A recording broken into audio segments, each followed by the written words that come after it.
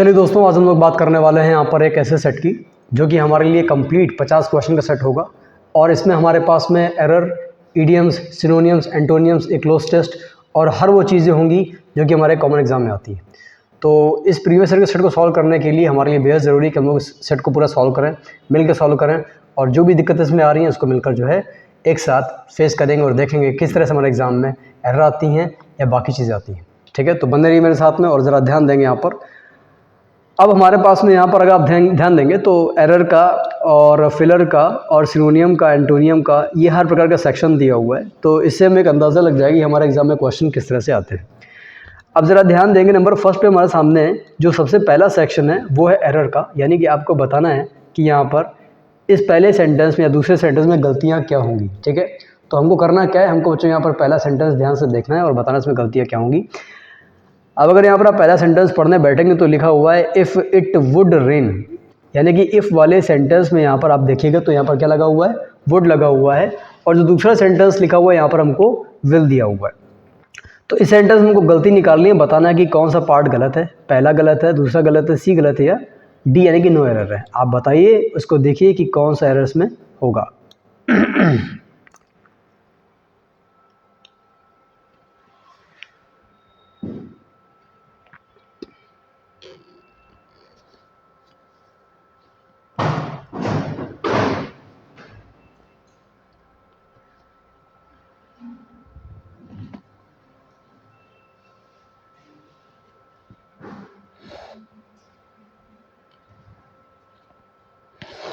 चलिए ज़रा ध्यान दीजिएगा, मैं बताता हूँ आपको।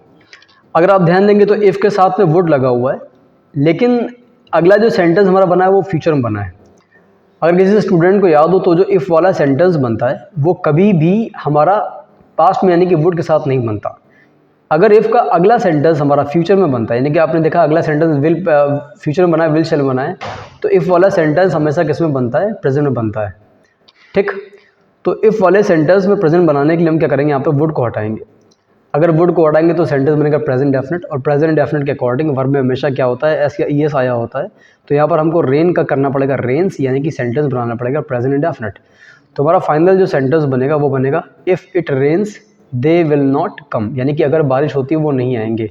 वो कब नहीं आएंगे, अगर बारिश होती है, यानी कि जो सेंटेंस हमारा कंडीशनल है कि अगर ऐसा होगा तो ऐसा हो जाएगा, तो जो रिजल्ट जाता है वो हमेशा फ्यूचर में होता है, यानी कि विल शैल में होता है, और पहला सेंटेंस हमारा किस में होता है, प्रेजेंट में होता है। तो वुड को हटा देंगे बच्चों यहाँ से, और हम लोग यहाँ पर इसको विल में प्रेजेंट में चेंज कर देंगे। वुड कट जाएगा, रेन का रेन्स हो जाएगा। तो जो हमारा एरर जाएगा मेनली वो फर्स्ट पार्ट में जाएगा, रेन का रेन्स हो जाएगा। ये अंडरस्टूड है कि जहाँ वुड हटेगा तो अपने आप रेन का रेन्स हो जाएगा। तो अगर इस सेंटेंस आप ध्यान देंगे तो एरर हमारी जो वो फर्स्ट पार्ट में जाएगी, वुड यहाँ से हट जाएगा। अब यहाँ पर देखिए बात करेंगे सेकंड सेंटेंस की, कि ऑर्गेनिक जो पल्सेस हैं, जो हमारी दालें हैं, वो इतनी पॉपुलर हो गई हैं आज कि बहुत सारे लोग इस बात को सोचते हैं कि how they ever lived without them. ठीक, कि लोग उनके बिना कैसे जीवित रहे। अब ये सेंटेंस हमको जो है बनाना है और बताना इसमें गलतियाँ हमारी क्या होगी। ठीक है, तो जल्दी देखिए और बताइए इसमें गलती क्या हो सकती है, कौन सा सेक्शन हमारा जो है गलत होगा, यानी कि ए बी सी डी में कौन सा पार्ट हमारा जो है गलत होगा।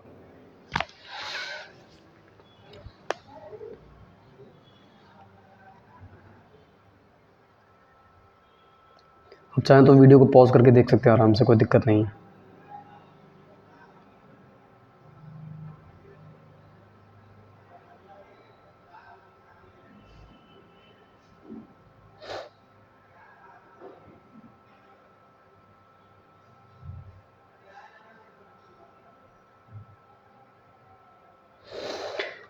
ध्यान दीजिए, मैं बताता हूँ आपको। इस सेंटेंस में जो हमारा वाक्य लिखा हुआ है उसमें इसको कैसे चेक करेंगे। लिखा हुआ है ऑर्गेनिक पल्सेस। अब चूंकि पल्सेस प्लूरल है तो आर लगा हुआ बिल्कुल सही लिखा हुआ है, और पॉपुलर के पहले सो लगा हुआ है। अगर किसी एडजेक्टिव के पहले सो लगा होता है, यानी कि इतना ज़्यादा अच्छा है या कुछ भी है, तो अगला सेंटेंस दैट से स्टार्ट होता है, दैट भी लगा हुआ है।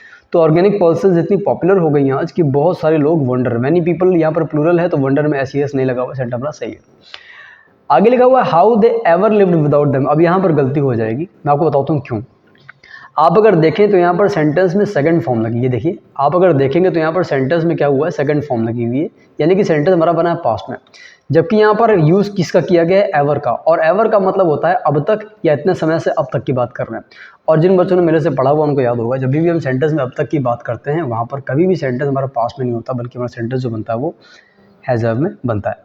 तो जाहिर सी बात है बच्चों कि जब हम सेंटेंस बनाएंगे ये वाला, इस सेंटेंस में हमारा सेंटेंस अब तक के अर्थ में पास्ट में नहीं बनेगा बल्कि हैव के साथ बनेगा।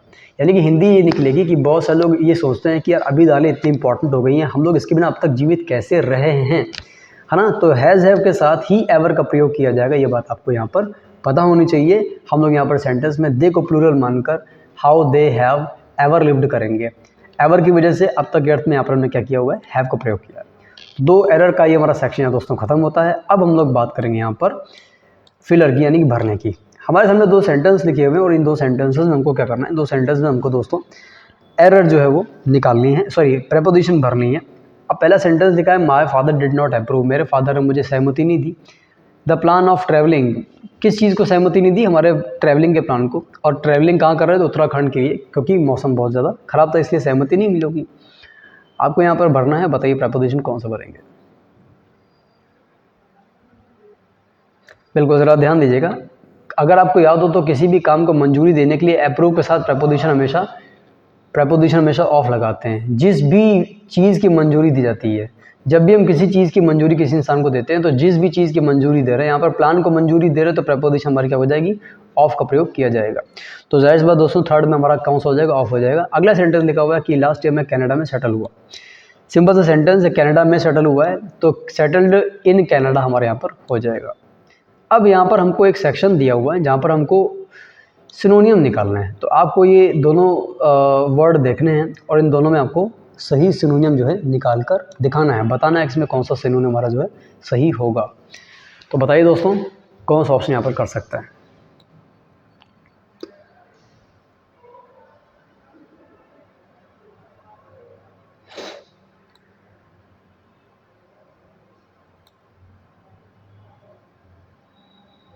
चलिए मैं आपको बताता हूँ, जब भी कोई चीज़ किसी थोड़ी देर के लिए सस्पेंड होती है, यानी कि ख़त्म होती है, अपने जो निरंतर कार्य से बीच में उसका ब्रेक हो जाता है, किसी कारण उसको ख़त्म कर दिया जाता है, ये निरंतर नहीं रखा जाता, तो बीच में अवधान उत्पन्न होता है, स्थगन उत्पन्न होता है, इंग्लिश में उसको मेरे भाई एबियंस कहते हैं।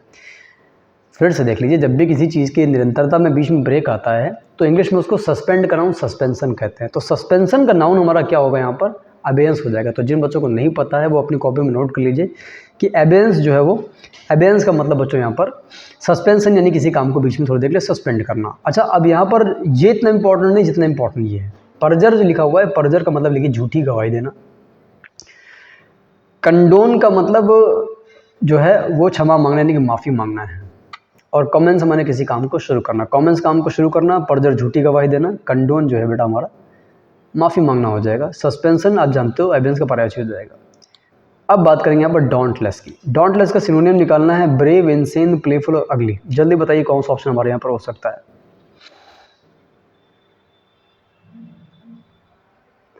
मैं बताता हूँ बच्चों, आपको ये बात पता होनी चाहिए कि इंग्लिश में निर्भीक को, यानी कि जिस इंसान के अंदर कोई फियर नहीं है, जो कोई बिल्कुल डर नहीं है, उस इंसान को इंग्लिश में डोंटलेस कहते हैं।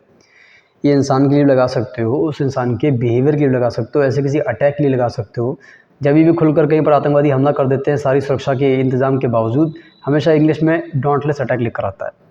तो बच्चों यहाँ पर हमारा सही ऑप्शन कौन सा हो जाएगा, ब्रेव हो जाएगा। ठीक है, चलिए अब बात यहाँ पर करेंगे हम लोग 7 की और 8 की। यहाँ पर हमको क्या करना है बच्चों, यहाँ पर हमको जो है अपोजिट निकालना है। तो इंग्लिश में क्लैंडस्टाइन और इंट्रेपिड, ये हमारा दोस्तों सही पर इन दोनों को हमको क्या करना है, अपोजिट निकालना है। आपको जल्दी से देखना, बताना है कि कौन सा ऑप्शन हमारे यहाँ पर सही होगा। जल्दी बताइए।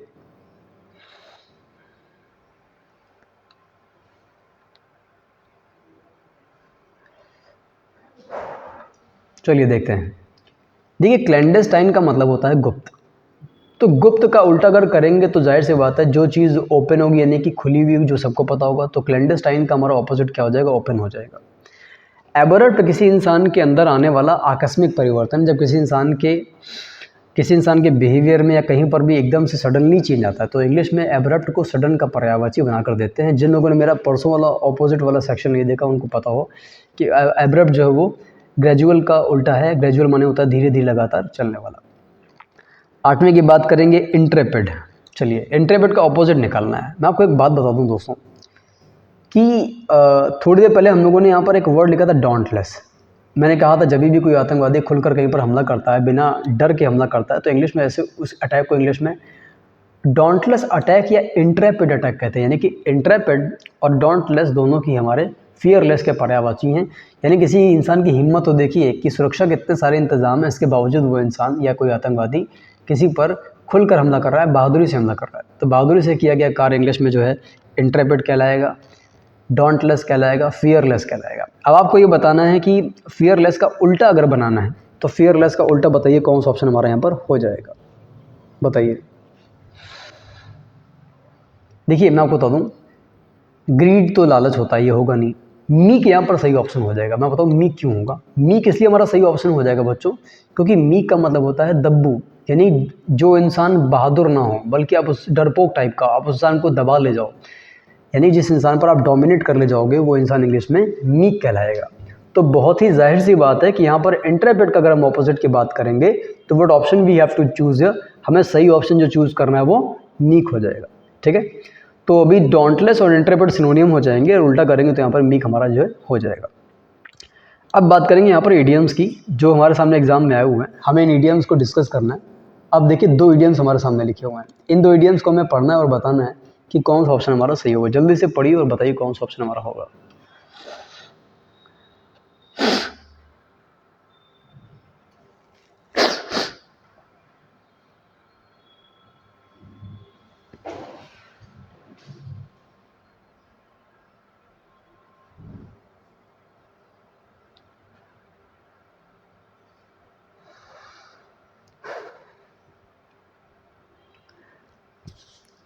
उम्मीद करता हूँ बच्चों आपने कर लिया होगा, नहीं किया हुआ तो आप बीच में वीडियो को पॉज करके कर सकते हैं। अब थोड़ा सा ध्यान दीजिएगा यहाँ पे। स्टील अ मार्च, पहली बात तो ये है क्या स्टील अ मार्च। देखिए अगर नहीं पता है तो कोई बात नहीं, पढ़िए और साथ में इसको नोट करते जाइए, तैयार करते जाइए, क्योंकि एग्जाम में अगर कोई चीज़ पूछी हुई है तो वो तैयार करने के बाद ये इंपॉर्टेंस ज़्यादा है कि आपको जो है एग्जाम में वो मिलेगा। स्टील अ मार्च का मतलब होता है कि आपने कोई ऐसा काम किया है कि आपने लोगों का ध्यान बिल्कुल अपनी तरफ आकर्षित कर लिया। आपने कुछ ऐसा किया हुआ है जैसे जैसे आप उस जगह पर वाहवाही लूटने में कामयाब हो गए, सारे लोगों का ध्यान आपके ऊपर है। कुछ ऐसा आपने किया है कि लोगों के लिए आकर्षण का केंद्र आप ही बने हुए हैं। तो इंग्लिश में मेरे भाई इसको जो है स्टील अ मार्च ओवर कहलाएगा। ठीक, इंग्लिश में इसको क्या करेंगे, आउटशाइन कहेंगे। ठीक, अब अगर आप ध्यान देंगे थोड़ा सा, वेट सॉरी, हाँ थोड़ा सा ध्यान देंगे तो अगला वर्ड जो लिखा हुआ है इन अ जिफी, ये कुछ खास नहीं है। जिफी का मतलब होता है मोमेंट, यानी कि क्षण। इंग्लिश में इन अ जिफी को हम लोग बोलते हैं क्षण भर में, यानी कि इमीडिएटली, सडनली कोई काम हो जाना, पलक झपकते ही कोई काम जब हो जाता है, इंग्लिश में उसको इन अ जिफी कहते हैं। अब जिन बच्चों को याद नहीं है मैं बता दूं, इन अ जिफी की जगह इन अ फ्लैश भी आ सकता है। इन अ फ्लैश का मतलब भी तुरंत, यानी कि इमीडिएटली होता है। In the blink of an eye, मैं यहाँ पर लिख नहीं सकता, अभी मैं प्रोजेक्टर यूज़ कर रहा हूँ। In the blink of an eye का मतलब भी बेटा वही सेम हो जाएगा, तुरंत कोई काम होना, क्षण भर में कोई काम हो जाना। आया बच्चों, तो ये बात आपको याद रखनी है बेटा कि इंग्लिश में जब भी हम लोग बात करते हैं जिफी की, तो जिफी का मतलब हो जाएगा एक ही क्षण में कोई काम हो जाना, यानी कि तुरंत कोई काम हो जाना। तो 1 से 10 तक दोस्तों हम लोग क्वेश्चन डिस्कस कर लिए हैं। आई होप आपको बहुत मज़ा आ रहा होगा मेरे साथ साथ सॉल्व करने में। अब हम लोग बात करते हैं आगे। कितना बेहतरीन क्वेश्चन, देखिए ज़रा। एक क्वेश्चन लिखा हुआ है, मैं बता दूं आपको। ये जो हमारा ब्रैकेट वाला पार्ट है, इस ब्रैकेट वाले पार्ट को इम्प्रूव करना है और नीचे हमको जो है सही ऑप्शन जो है बताना है। एक सेंटेंस लिखा है कि after he arrived from office he goes to gym. तो सेंटेंस बताना है कि क्या बनाएंगे, बताइए, जैसे बताइए क्या सेंटेंस कर सकता है। और हाँ मैं बता दूँ, ये 3 ऑप्शन लिखे हुए हैं। इसके बाद जो इसका जो दूसरा ऑप्शन है वो लिखा हुआ है, शायद मेरे ख्याल से अगले पेज पे लिखा हुआ है। वेट,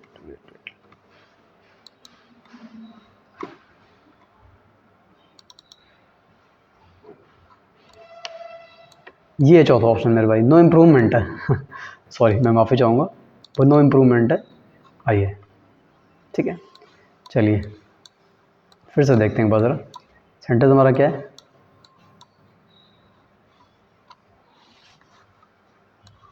ये देखिए, ये सेंटेंस हमारा।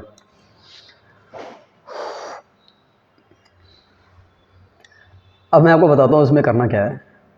बहुत ही सिंपल सी बात है। बहुत सारे स्टूडेंट ने क्या किया होगा कि आफ्टर में हेड लगा दिया होगा, क्योंकि उनको याद है कि सर ने कहा था कि आफ्टर वाले सेंटेंस में हेड लगाते हैं, एक काम पहले एक काम बाद में, और आफ्टर वाला काम पहले होता है तो हेड लगा दिया होगा। लेकिन थोड़ा सा ध्यान देंगे तो यहाँ पर लिखा है गोज़ टू जिम। यानी कि वो जिम जाता है। इसका मतलब ये काम हमेशा होता है, प्रेजेंट डेफिनेट में होता है।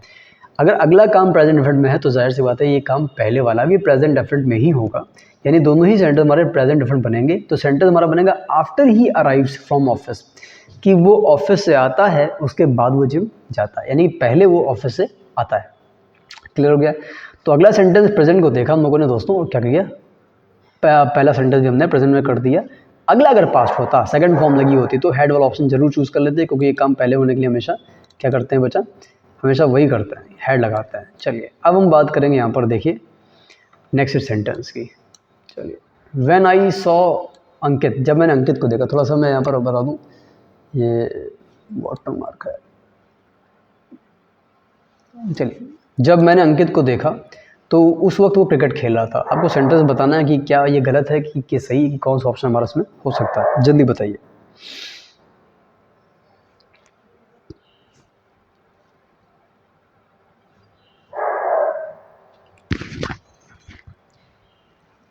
जल्दी बताइए। वेट,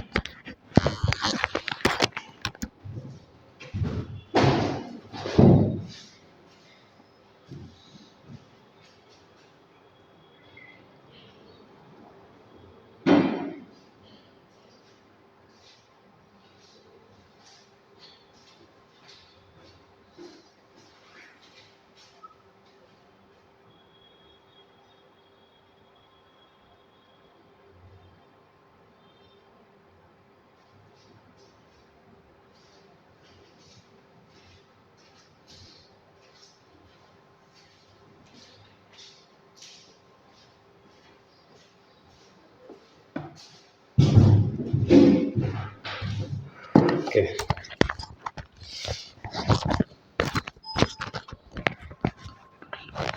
ठीक है बच्चों, ज़रा बात करते हैं यहाँ पर, देखिए सेंटेंस की।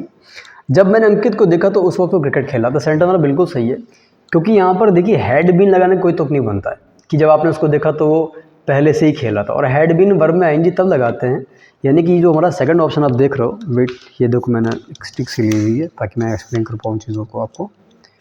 ठीक है, ये देखिए ज़रा बच्चों, अगर आप यहाँ ध्यान देंगे तो ये जो आप देख रहे हो कौन सा हमारा, ये वाला हैड बीन प्लेइंग वाला, ये ऑप्शन तब लगाते हैं जब हमारे पास समय दिया हो, यानी कि ये पास्ट परफेक्ट कॉन्टिन्यूअस और पास्ट परफेक्ट कौन सब लगाते हैं जब समय को फॉर या सिंस के साथ में लास्ट में दिया हो।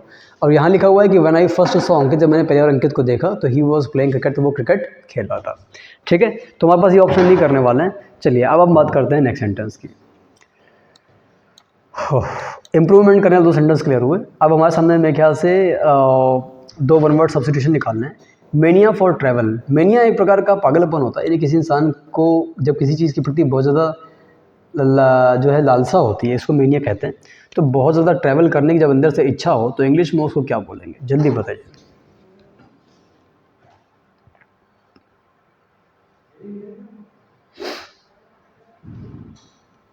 मैं बताता हूँ इसको बेटा इंग्लिश में बोलते हैं ड्रोमोमेनिया। ड्रोमोमेनिया जो वर्ड है इसका मतलब होता है कि किसी इंसान को ट्रैवलिंग करने की बहुत ज़्यादा इच्छा है। अब अगर किसी स्टूडेंट को याद ना हो तो मैं बता दूँ, एक शब्द हमारा होता है इंग्लिश में आइटिनरेंट, ITINERANT।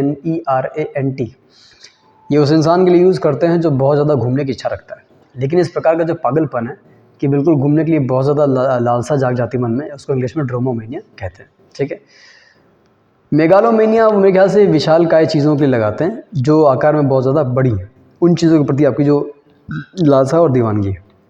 चलिए, ये 14 नंबर ज़्यादा इंपॉर्टेंट है। वन हु है सडनली गेन न्यू वेल्थ, अभी अभी जो बिल्कुल अमीर बना है उसने अभी भी जो है समाज में उसका रुतबा बढ़ा है, बिल्कुल अमीर होकर समाज में ये अमीरों की श्रेणी में आया, ऐसे इंसान को इंग्लिश में क्या बोलेंगे बताना है। देखिए कौन सा ऑप्शन हमारा होगा।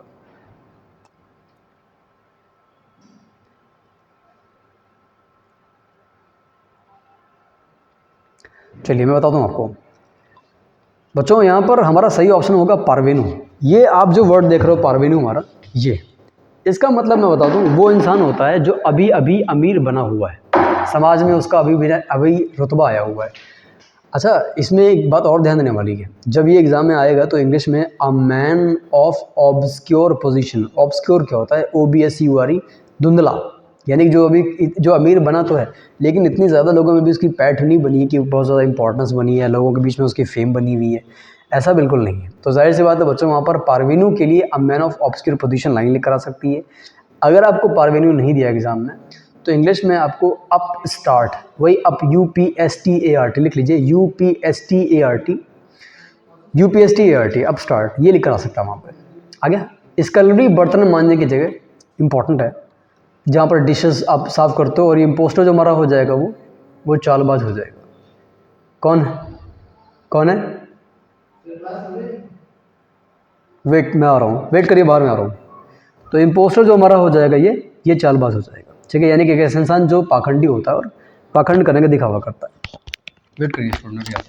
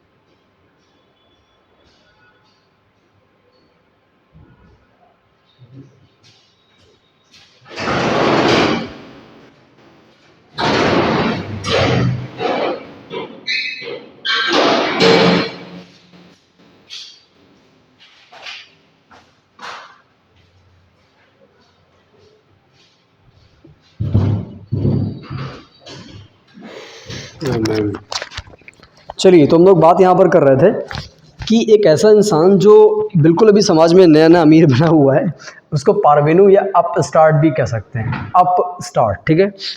स्कलरी बर्तन मांजने की जगह इम्पोस्टर जो हमारा हो जाएगा वो चालबाज इंसान लगाएंगे, जिसको इंग्लिश में हाइपोक्रेट कहते हैं, HYPOCRITE, वो बनने का दिखावा करता है जो वो नहीं है, ठीक है। चलिए, स्पेलिंग मिस्टेक की बात कर रहे हैं। यहाँ पर हमारे सामने 4 स्पेलिंग लिखी हुई है, और इन 4 स्पेलिंग में हमको एक स्पेलिंग जो है वो गलत दी हुई है, आपको पहचानना है।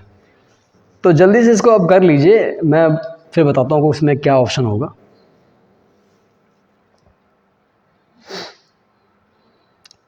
मैं आपको सीधे बता देता हूँ, 15 का हमारा जो ऑप्शन होगा वो होगा डी। हाँ बिल्कुल सही है, डी हो जाएगा। और जो 16 का उसका ऑप्शन हमारा हो जाएगा ए। सैबोटेज का मतलब होता है नरसंहार करना या चीज़ों को बहुत बुरी तरह से डिस्ट्रॉय करना। स्पेशली जब कहीं पर लोग लूटपाट होती है ना, तो जो लोग लूटते पीटते हैं, लूटते पाटते समय जो नरसंहार करते हैं, जो विनाश करते हैं, वो सैबोटेज कहलाता है। स्पेलिंग में सिंगल भी होगा और एल्यूमिनियम में सिंगल एल हो जाएगा, ठीक है। चलिए, सिमेट्री कब्रिस्तान तो आप जानते हो। अब यहाँ पर बात कर रहे हैं पैराजम्बल की। ये हमारे लिए सबसे बेहद इम्पॉर्टेंट, और आज मैं आपको बताऊंगा इसको करते कैसे हैं। लेकिन इसको करने से पहले आप इसको जो है एक बार पॉज करके रोक कर इसको सॉल्व कर लीजिए, ताकि अब मैं जब एक्सप्लेन करूँगा तो आपको ये पहले से आप इसको सॉल्व कर चुके हो, इसको आप अटैम्प्ट कर चुके हो। करिए, मैं आपको जब एक्सप्लेन करने जा रहा हूँ, ध्यान से देखिएगा, ठीक है। जल्दी करिए। तो आप इसको पॉज करके सॉल्व कर लीजिए, क्योंकि मैं स्टार्ट करने जा रहा हूँ, ज़रा ध्यान से देखिएगा। सबसे पहली चीज़ तो आपको PQRS दिया होता है, तो आपको ये पता होना चाहिए कि हम किस लाइन का अर्थ क्या निकालना है। मैं आपको बताता हूँ पूरी तरह सॉल्व कैसे करते हैं। जैसे मान लीजिए लिखा हुआ सेंटेंस यहाँ पे, it isn't bragging about how great you are. ये इस बारे में नहीं है। अबाउट माने क्या होता है? बारे में। It is not bragging, brag माने होता है शेखी मारना, लंबी लंबी डींगे मारना, ठीक है। तो ये जो बात मैं कर रहा हूँ, जो भी बोल रहा है वो ये कह रहा है कि ये इस बारे में नहीं आप कितने महान हो, ठीक है। It's not about thinking you are perfect, ये इस बारे में नहीं है कि आप परफेक्ट हो, because nobody is but knowing that you are worthy of being love and accepted. It's not about knowing thinking, ये इस बारे में नहीं, ये सोचने के बारे में नहीं कि आप परफेक्ट हो, बिकॉज कोई भी इंसान but nobody is but no, क्या है, एक मिनट जाइए, मैं थोड़ा सा कंफ्यूज हो गया। It's not about thinking you are perfect because nobody is, ठीक है, but knowing that you are worthy of being love and accepted, ठीक है। बट लुकिंग ये, लेकिन इस बात को जानना जरूरी है कि you are worthy of being love and accepted, कि आप इस योग्य हो कि आपको प्रेम किया जा सके और लोग आपको स्वीकार कर सकें। Self esteem is how much you are value yourself. आत्मसम्मान का मतलब क्या है? आत्मसम्मान का मतलब है कि आप खुद को कितना वैल्यू देते हो, and how important thing you are, और आप खुद को कितना इंपॉर्टेंट समझते हो। एंड आगे लिखा हुआ है it's how you see your self, ये बिल्कुल इस बारे में है कि आप खुद को कैसे समझ सकते हो एंड कैसे खुद को देखते हो, एंड फील अबाउट अचीवमेंट्स, और अपनी अचीवमेंट को किस तरीके से देखते हो। अब जाहिर सी बात है हमारे लिए ये बेहद दूभर हो जाता है कि किस प्रकार से हम सेंटेंस में किस प्रकार हम पहला सेंटेंस निकालें। तो देखिए मैं आपको एक बात बताता हूँ, कोई भी रिलेटिव प्रोनाउन अगर दिया हुआ है, जैसे विच दिया हुआ है, हु दिया हुआ है, तो जाहिर सी बात है कि हमारा पहला सेंटेंस इनसे स्टार्ट नहीं होगा। भाई आपने जो पहली लाइन दी होगी उसमें जाहिर सी बात है किसी न किसी चीज़ को इंट्रोडक्शन दिया होगा। पहली लाइन जो होती है वो ओपन होती है, फ्री होती है। फ्री का मतलब होता है उसमें किसी से कोई रिलेशन नहीं होता, सीधे आप क्या करते हो, उसमें किसी चीज़ का इंट्रोडक्शन देते हो, ठीक। तो अब ध्यान दीजिए, it isn't bragging about how great you are. It लगा हुआ है, लग ही नहीं रहा है कि कोई पहले लाइन है, इसमें भी इट लगा, पहली लाइन नहीं है। अब इसमें देखो, अब सेल्फ एस्टीम ये लग रहा है पहली लाइन है। कि आत्मसम्मान क्या है? आत्मसम्मान का मतलब है कि आप खुद को कितनी वैल्यू देते हो और खुद को कितना इंपॉर्टेंट समझते हो। तो इसका मतलब ये आर से हमारी पहली लाइन जो है वो स्टार्ट होती है, ठीक है। सेल्फ एस्टीम का मतलब है आप खुद को कितनी वैल्यू देते हो, खुद को कितना इंपॉर्टेंट समझते हो। बढ़िया, ये आर हमारा हो गया। अब इसके बाद हमको सेल्फ एस्टीम के बारे में कुछ बताना है, ठीक है। तो जाहिर सी बात है अब हमारे लिए कन्फ्यूज़न है, क्योंकि ये भी इट से स्टार्ट हुआ, ये भी इट से स्टार्ट हुआ, ये भी इट से स्टार्ट हुआ है, ठीक है। जाहिर सी बात है हमने यहाँ पर बोला हुआ है कि आत्मसम्मान का मतलब है आप खुद को कितनी वैल्यू देते हो, खुद को कितना इंपॉर्टेंट समझते हो। तो अगर हमें आत्मसम्मान के बारे में और भी कुछ बताना है तो पहले हम वो बताएंगे, ठीक है। पहले में लिखा हुआ इट इज़ंट ब्रैगिंग, नॉट लगा हुआ, ये होगा नहीं। बहुत दिमाग से सोचने वाली बात है, जब इंट्रोडक्शन देते हैं तो पहले उसके बारे में सारी खूबी बताई दी है, तो खूबी बताइए ना पहले। यहाँ पर देखिए, ये देखिए यहाँ पर इसकी तारीफ़ हो रही है, तो तारीफ़ ही तो चल रही है, देखो तारीफ़ चल रही है, देखो, है ना। तो जाहिर सी बात है इसमें करेंगे एस वाला। क्यों करेंगे एस वाला? कि सेल्फ एस्टीम का मतलब एक और है कि आप खुद को कैसे, पहले में हमने क्या बोला हुआ है कि खुद को कितना इंपॉर्टेंट समझते हो, दूसरे में क्या बोलेंगे खुद को आप कैसे देखते हो, खुद के अचीवमेंट के बारे में क्या सोचते हो, ठीक है। तो आर के बाद हमारा एस हो जाएगा। तो आर के बाद एस में देखिए कौन सा ऑप्शन हमारे पास में आया है, 4 ऑप्शन है। ये देखिए सी, देखिए ये हमारे पास में जो सी लिखा हुआ है ये हमारा आर एस है। पढ़ लेते हैं इसको एक बार ज़रा कि आर एस के बाद में पी आएगा कि नहीं आएगा। अब ज़रा पी पढ़ो। अब नॉट वाली लाइन शुरू हुई कि सेल्फ आत्मसम्मान का मतलब ये नहीं कि तुम अपने बारे में अपनी शेखी मार लो कि मैंने क्या किया लाइफ में, और इसका मतलब ये भी नहीं है कि आप बहुत परफेक्ट हो। तो जाहिर सी बात मेरा कौन सा ऑप्शन हो जाएगा, आर एस पी क्यू। सबसे पहले हमने किसी चीज़ का इंट्रोडक्शन लिया, इंट्रोडक्शन बारे में पूरा बता दिया।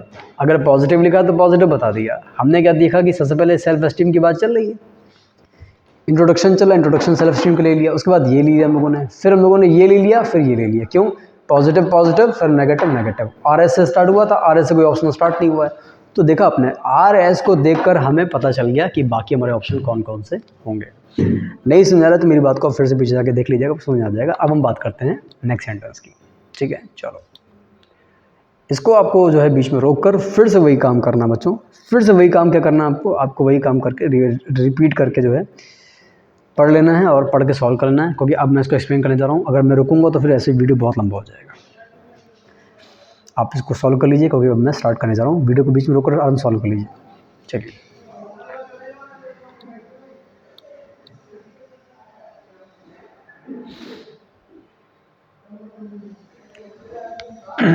अब ज़रा ध्यान दीजिएगा, बहुत ध्यान से पढ़िएगा। एक्सप्लेन करने जा रहा हूँ कैसे करते हैं, आपको मेरे एक्सप्लेनेशन समझ में आएगा मेरे भाई, बहुत ध्यान से देखना। उनमें से ज़्यादातर जो लोग हैं वो कॉम्बिनेशन। अब उनमें से कौन लोग पता नहीं, इसका मतलब ये है कि ये एकदम किसी और के लिए आएगा। हमारा पहला पहला जो हमारी लाइन है वो ये नहीं होगी। देन किसी और के लिए आया है, किसके लिए आया है, पहले हम वो लाइन लगाएंगे ना, ठीक है। चलो, क्रूड मिनरल ऑयल, जो कच्चा मिनरल ऑयल आता है वो आता है ज़मीन से और उसका रंग ब्लैक या ब्राउन लिक्विड का होता है, इसमें स्मेल बहुत स्ट्रांग होती है। तो यार ये पढ़ना सही लग रहा है क्योंकि ये इंट्रोडक्शन वाली लाइन है, ये हो सकता है पहला। अब लिखा है इट, अब ये इट किसी और के लिए आया होगा, जाहिर सी बात ये हमारी पहली लाइन नहीं होगी। चौथा, सच हाइड्रोकार्बन्स, इस प्रकार के हाइड्रोकार्बन, किस प्रकार के हाइड्रोकार्बन, ये लाइन किसी और के बाद आनी है। तो ये तय हो गया कि हमारी जो पहली लाइन है वो कौन सी हो जाएगी, इट हो जाएगी, सॉरी ये हो जाएगी, क्यू हो जाएगी। अब क्यू से देखिए कौन कौन सा स्टार्ट हुआ है, क्यू से चौथा स्टार्ट हुआ है, क्यू से पहला स्टार्ट हुआ है, पहला स्टार्ट हुआ, चौथा स्टार्ट हुआ है। तो पहली लाइन हमारी होगी कि जो कच्चा मिनरल ऑयल है वो क्या अर्थ ज़मीन से निकलता है, स्ट्रॉन्ग स्मेल कलर कैसा होता है। अब मेरे ख्याल से जो मुझे लगता है वो ये लगता है कि कच्चे मिनरल ऑयल के लिए यहाँ पर क्या आया होगा, इट आया होगा, क्योंकि मोस्ट ऑफ देम आप कच्चे ऑयल के लिए नहीं लगाओगे। सच हाइड्रोकार्बन्स कच्चे ऑयल के लिए लगाओ, आप कच्चे ऑयल के लिए क्या लगाओगे, इट लगाओगे। तो सेंटेंस हमारा बनेगा क्यू आर से स्टार्ट होगा। क्यू आर का ऑप्शन देखो कौन सा, क्यू आर, ये देखिए Q R P S, clear हुआ। तो क्यू आर पी एस, अब हमको चार ऑप्शन दिए हुए हैं, देखते ज़रा। आर में दिया हुआ है कि ये जो हमारा कच्चा ऑयल है ये एक प्रकार का कॉम्प्लेक्स मिक्सचर है, बिल्कुल सही लग रहा है, और इसमें अलग अलग के सब्सटेंस होते हैं जिसकी अपनी हर सब्सटेंस की क्वालिटी होती है। अब आता है पी, पी के निकालिए, इनमें से ज़्यादातर जो वो होते हैं सब्सटेंस होते हैं वो कॉम्बिनेशन होते हैं हाइड्रोजन के, कार्बन के, बढ़िया लग रहा है। चौथा देख लेते हैं, और सच हाइड्रोकार्बन्स, ये देखिए ये हाइड्रोकार्बन्स इसके लिए आ गया। तो क्यू आर पी एस हमारा सही ऑप्शन। देखिए एक बात मैं बताऊँ आपको, पहली बार में चीज़ें कि पैराजम्बल करने के लिए आपको जो मैंने तरीका बताया कि सबसे पहले आप इंट्रोडक्शन निकालिए, डेम आया, अगर आया है, इट आया है, ही आया, शी आया है, ये सब किसी बाद में आएगा। पहले तो आप इंट्रोडक्शन दीजिए ना कि ही शी किसके लिए आया हुआ है। अब जैसे आपने यहाँ पर देखते कि सच माने ऐसे हाइड्रोकार्बन्स, तो ऐसे हाइड्रोकार्बन्स जिनके बारे में बता रहे हैं वो लाइन पहले निकालेंगे, ठीक। कच्चा मिनरल ऑयल शुरुआत में आया है तो पहला ये हो जाएगा, इट कच्चे मिनरल ऑयल के लिए हो जाएगा, ऐसे निकालना है। तो हमारा बेटा सही ऑप्शन कौन सा होगा 18 दोस्तों, डी हो जाएगा। क्लियर हो गया। चलिए अब हम यहाँ पर बात करेंगे दो सेंटेंसेस की, एक का पैसिव एक का नरेशन। देखिए बताइए, पहले पैसिव कर लेते हैं ना, क्या दिक्कत है, क्यों पूरा दिखाऊं मैं आपको। ये देखिए ये एक्टिव है और इस एक्टिव के हमको चार ऑप्शन दिए हुए हैं, इनका हमें पैसिव बनाना है। बताइए क्या बनाएंगे, जल्दी करिए।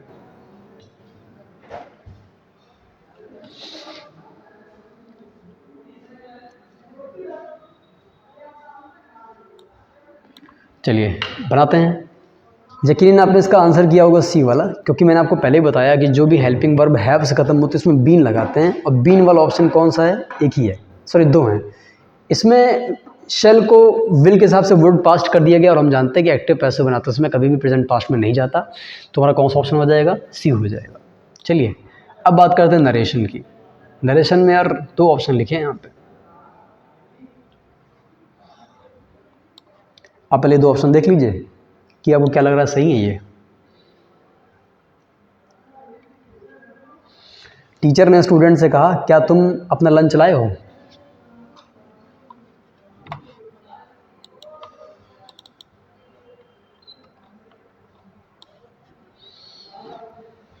हाँ बच्चों, यहाँ पर जो सही ऑप्शन हो जाएगा हमारा क्या, कौन सा हो जाएगा, इफ़ वाला हो जाएगा।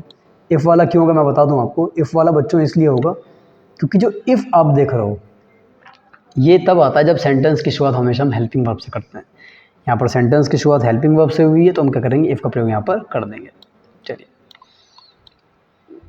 अब हमारे सामने बच्चों एक क्लोज टेस्ट लिखा हुआ है, ये क्लोज टेस्ट हमको पढ़ना और सॉल्व करना है। मैं ये सोच रहा हूँ कि आप लोग कैसे करोगे यार, कैसे करोगे। आप एक काम करो, आप पहले इतना पढ़ो, मैं बताता हूँ तरीका आपको, हो पाएगा। पढ़िए, चलिए मैं साथ साथ पढ़िए, मैं पढ़ाता हूँ आपको। देखिए, children need to be taught, need to be यानी कि पैसिव, यानी कि बच्चों को सिखाया जाएगा, बच्चों को सिखाया जाना चाहिए कि हाइजीन मतलब सफाई की इंपॉर्टेंस क्या है। अर्ली का मतलब होता है शुरुआती एज में, तो बच्चों को ये सिखाया जाना चाहिए कि शुरुआती एज में सफाई की, मैं पढ़ दूँ आपको, कुछ वर्ड दिखाई नहीं पड़ेंगे, आप समझ जाइएगा, ठीक है। क्या उसकी तवज्जो है, इम्पोर्टेंस क्या है। ऑन सो इसलिए दैट इट बिकम्स, ताकि ये हो जाए। अब क्या हो जाए, ऑप्शन दिए हुए 4, ठीक। काइंड हो जाए, बच्चों को सिखाने का क्या फ़ायदा मिले, काइंड हो जाए, हैबिट हो जाए, रेगुलर हो जाए, नीड हो जाए। बच्चों को अगर आप सफाई की आदत कराओगे, दिलाओगे, तो सफाई की आदत डलाने से बच्चों के लिए क्या हो जाएगा, ये काइंड हो जाएगा, रेगुलर हो जाएगा, हैबिट हो जाएगी, नीड हो जाएगा। बताइए क्या हो जाएगा, हैबिट हो जाएगा। बच्चों को सफाई की इंपॉर्टेंस दिलाएंगे, अर्ली एज में बताएंगे, तो बच्चों के लिए क्या बन जाएगी, ये एक प्रकार की हैबिट बन जाएगी। क्लियर हुआ। चलिए, चिल्ड्रन आर द मोस्ट, ठीक है, मैं बता रहा हूँ, जो चिल्ड्रन हैं वो सबसे ज़्यादा हैं टू हाइजीन रिलेटेड डिसऑर्डर्स। अब आप समझिए, पहले इस लाइन का मतलब समझिएगा। यानी कि बच्चे इतने कमज़ोर होते हैं, ऐसा मुझे लग रहा है पढ़ के, बच्चे इतने कमज़ोर होंगे कि उनको हाइजीन से संबंधित डिसऑर्डर मानी समस्याएं होती हैं। बच्चे इतने खालिस्तान होंगे कि उनको हाइजीन से संबंधित बीमारियां जल्दी पकड़ती होंगी, like skin disease, rashes, infection, wound setter, teach, ठीक है, यहाँ तक हमारा काम खत्म हुआ। तो बच्चे समस्याओं के लिए क्या है, वैसे मेरे ख्याल से इसमें कहीं ऑप्शन में प्रोन तो नहीं दिया हुआ है, ज़रा मैं देखता हूँ। देखिए बिल्कुल, अब ध्यान दीजिएगा। कल ही मैंने 2 दिन पहले एक जगह आप बच्चों को पढ़ाया हुआ था कि जब इंसान इतना कमज़ोर होता है कि समस्याएं उस पर आराम से हावी हो जाती हैं, तो कौन सा ऑप्शन लगाते हैं। क्या बच्चे इतने इनोसेंट होंगे उन पर समस्याएं हावी हो जाएंगी, रेस्पॉन्सिबल होंगे, प्लायबल माने लचीला होता है, क्या लचीले होंगे बच्चे, और ससेप्टेबल का मतलब होता है सेंसिटिव। बताइए कौन सा होगा, कौन सा हो जाएगा, सेंसिटिव हो जाएगा। बच्चे इतने सेंसिटिव होते हैं कि उनको कोई भी समस्या आराम से अनुग्रह कर सकती है, पकड़ सकती है, कैच कर सकती है। तो जब भी कोई इंसान इतना कमज़ोर है कि उस पर समस्या आराम से हावी हो जाए, उसको इंग्लिश में हम लोग ससेप्टेबल कहते हैं। आया बच्चों। चलिए, अब हम लोग यहाँ पर बात करेंगे आगे, टीच देम अर्ली, उनको कम एज में सिखाइए, ऑन अबाउट की, किस विषय पे सिखाना है, कि व्हाट टू। अब अच्छा, कम एज में क्या सिखाएंगे, कि क्या किया जाए, तो व्हाट टू अवॉइड, क्या पढ़ाया जाए, क्या अवॉइड किया जाए, क्या रीड किया जाए, क्या राइट किया जाए, लर्न किया जाए। जाहिर सी बात है कि कोई वर्ब भरेंगे कि कम एज में उनको किस चीज़ को क्या करना है, ये बताना है, क्या क्या सिखाना चाहिए। बताइए, मेरे ख्याल से टीच देम, उनको सिखाओ, व्हाट टू अवॉइड, क्या अवॉइड किया जाए, ठीक है, अवॉइड किस चीज़ से बचा जाए। टीच देम, उनको सिखाइए कि टेकिंग अ फ्यू, कि लेने से, क्या लेने से, मेजर माने होता है कदम, कुछ कदम उठाने से। कैसे कदम उठाने से, बताइए। साइंटिफिक कदम उठाने से इन्फेक्शन बचा जा सकता है, कि प्रिकॉशनरी माने होता है बचाव वाले, कि इनको उठाने से, ऐसे कदम उठाने से बचा जा सकता है। अनइम्पॉर्टेंट, इनसिग्निफिकेंट, ये दोनों बेकार हैं। कौन सा हो जाएगा, प्रिकॉशनरी, परहेज, सावधानी, यानी कि सावधानी से भरे हुए अगर हम लोग कदम उठाएं तो इन्फेक्शन से बचा जा सकता है। तो टेकिंग अ फ्यू क्या हो जाएगा, प्रिकॉशनरी, क्योंकि बच्चे साइंटिफिक मेजर का मतलब होता है कदम उठाना, याद रखिएगा, ठीक। किससे बचने के लिए, इन्फेक्शन से बचने के लिए और डिजीज से बचने के लिए। और टेकिंग अ सिंगुलर है, टेकिंग अ फ्यू, जो इस प्रकार कदम उठाना है, इस प्रकार के कदम उठाना क्या है, ऑप्शनल है, सेकेंडरी है, इम्परेटिव है, वॉलंटरी है। पहले चारों की हिंदी समझिए। वॉलंटरी माने ऐच्छिक, ऑप्शनल माने वैकल्पिक, सेकेंडरी माने जो दूसरे नंबर पर आता है, इम्परेटिव माने ज़रूरी। बताइए कौन सा ऑप्शन करेंगे, इम्परेटिव करेंगे, क्या हो जाएगा, ज़रूरी। मैं जानता हूँ बच्चों को कुछ कम समझ आया होगा, एक काम करो मेरे भाई, फिर से देख लो ज़रा, मैं पूरा पढ़ा देता हूँ आपको, मज़ा आया। वैसे मुझे पढ़ाने में यार, आपको पढ़ने में पता नहीं मज़ा आएगा, मुझे पढ़ाने में मज़ा आया। देखिए समझिए, ज़रूरत है बच्चों को कि इम्पोर्टेंस सिखाई जाए सफाई की अर्ली एज में, ताकि ये बच्चों के लिए एक हैबिट बन जाए। चिल्ड्रन आर द ब्लैंक, ठीक, वेट, चलिए, चिल्ड्रन, ठीक है, चिल्ड्रन आर द मोस्ट, बच्चे जो हाइजीन संबंधित समस्याओं के लिए बहुत ज़्यादा कमज़ोर और सेंसिटिव होते हैं। तो सेंसिटिव के लिए ससेप्टेबल लगाते हैं मेरे भाई, स्किन डिजीज हो जाती है, ठीक है। टीच देम अर्ली, उनको कम एज में सिखाइए, ऑन अबाउट, किस बारे में सिखाना है, देखिए ज़रा, उनको कम एज में सिखाना है कि व्हाट टू, बच्चे क्या करेंगे, क्या अवॉइड किया जाए। उनको सिखाइए कि कदम उठाना, कैसे कदम उठाने से, प्रिकॉशनरी कदम उठाने से स्किन इन्फेक्शन से बचा जा सकता है। और ये जो कदम उठाना है, ये काम जो है बहुत ज़रूरी है, यानी क्या हो जाएगा, इम्परेटिव हो जाएगा। आज स्टूडेंट, तो देखिए आज हम लोगों ने 25 क्वेश्चन का एक सेट किया, और ये 25 क्वेश्चन की सेट हमारे कितना इंपॉर्टेंट था। एग्ज़ाम में आए क्वेश्चन को डिस्कस करने का मतलब मज़ा ही अलग होता है और पता चलता है कि हमारे एग्ज़ाम में क्वेश्चन किस तरह से आएंगे। अगर आप ये सोचेंगे कि हम लोग ऐसे ही पेपर सॉल्व कर लेंगे, क्वालिफाई कर लेंगे, पॉसिबल नहीं है। हमारे साथ एक ऐसा इंसान होना चाहिए जो हमें बताए कि पेपर में किस तरह से क्वेश्चन आते हैं, वो सॉल्व कैसे किया जाता है। ठीक है दोस्तों, चलिए ये सब बात की हैं।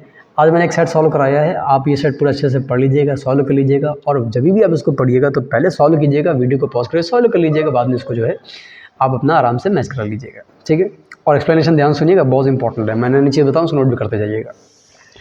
दूसरी सबसे इंपॉर्टेंट बात है कि प्लीज़ आपके साथ जो भी लोग ऐसे हैं जो एयरफोर्स, एसएससी, एनडीए किसी भी चीज़ की तैयारी कर रहा हूँ, प्लीज़ उनसे वीडियो ज़रूर साझा करिए, क्योंकि जो भी कॉम्पिटिशन की तैयारी कर रहा है उसके लिए ये चीज़ इंपॉर्टेंट है। और मेरे भाई कोई डिस्कस इस प्रकार से नहीं करता है, प्लीज़ ध्यान से पढ़िएगा और आप लोग जो है इसको पढ़कर बताइए आपको वीडियो कैसा लगा। वीडियो को कमेंट करके बताइएगा, लाइक कीजिए, शेयर कीजिए, और जिन्होंने सब्सक्राइब किया सब्सक्राइब कीजिए। ठीक है दोस्तों, मिलते हैं कल के टाइम पे एक नया